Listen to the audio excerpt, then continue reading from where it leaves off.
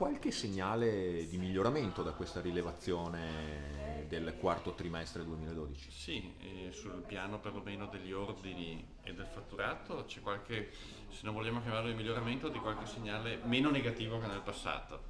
E quello che invece peggiora è l'aspetto occupazionale e l'aspetto della liquidità, cioè dell'equilibrio finanziario delle imprese. Come si dice, bisognerà vedere se tutto questo verrà confermato, cioè se le prossime rilevazioni, i prossimi trimestri confermeranno e anzi robustiranno questa tendenza, per ora così un po' da interpretare, del miglioramento possibile.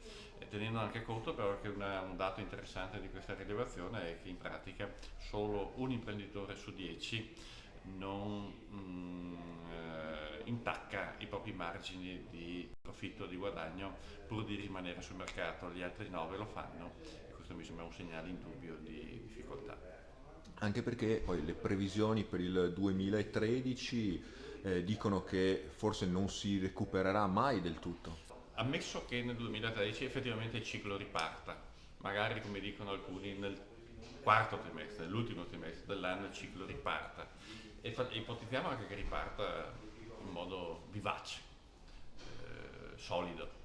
Ecco, il rischio però è che non si ritorni più ai livelli pre-crisi, cioè il 2007, 2006, metà anni 2000, ma che purtroppo il nostro paese sconti, come dire, un riassestamento all'ingiù che diventa però di fatto strutturale, non più congiunturale.